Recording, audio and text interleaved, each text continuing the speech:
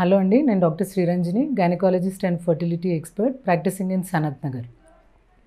ఇప్పుడు చాలామంది pregnancy test చేసుకొని ఇంట్లో మన దగ్గరికి వస్తారు. అంటే కొన్ని కిడ్స్లో లైట్గా లైన్ కనిపిస్తుంది, ఇంకొక 2 సార్లు అంటే మరుసటి రోజు చెక్ చేసుకున్నప్పుడు కొన్ని కిడ్స్లో అసలు కనిపించదు. అంటే అది మేడం ఇది పాజిటివా నెగిటివా అన్న అంటే రెగ్యులర్గా చూసే పేషెంట్స్లో ఇది ఎక్కువగా చూస్తూ ఉంటాం.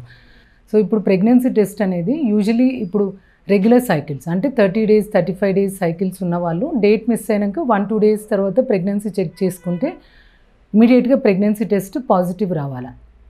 అలా కాకుండా ఇట్లా లైట్గా లైన్ వచ్చి మరుసటి రోజు చెక్ చేసుకున్నప్పుడు అది నెక్స్ట్కి ఇట్లా నెగిటివ్ చూపిస్తుంది అంటే ప్రెగ్నెన్సీ యూజువల్లీ నెగిటివ్ అని అర్థం.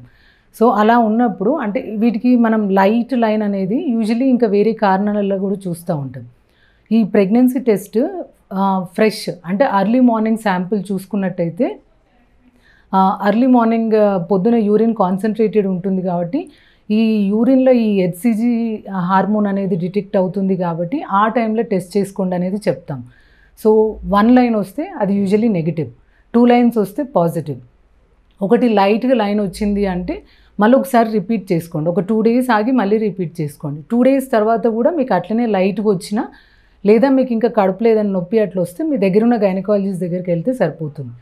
ఈ కారణాలు చూసుకున్నట్టయితే కొంతమంది మరీ త్వరగా అంటే ఇప్పుడు వాళ్ళకు ఎవ్రీ 25 days సైకిల్ వస్తుంది, అట్లా 25 days అవ్వగానే అంటే యూజువలీ ఆ డేట్ మిస్ అవ్వకముందే అంటే త్వరగా చెక్ చేసుకుంటారు. డౌట్ ఉంది 25 రోజులైంది ఇంకా రాలేదని అంటే మరీ త్వరగా చెక్ చేసుకున్నప్పుడు కూడా వెరీ ఫెయింట్ లైన్ వస్తుంది. అలాంటప్పుడు ఒక 2 days ఆగి మళ్ళీ రిపీట్ చేసుకుంటే సరిపోతుంది.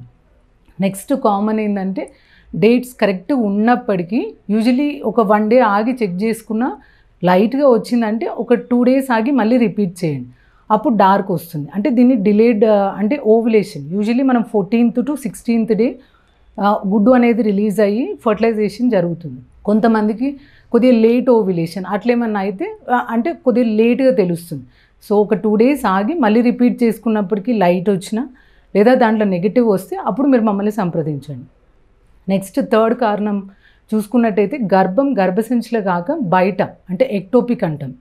అలాంటివి ఏమన్నా వస్తే కూడా వాళ్ళకు ఈ హెచ్సిజి హార్మోన్ అనేది సరిగ్గా ఉండదు, అప్పుడు కూడా ఈ లైన్ లైట్గా వస్తుంది.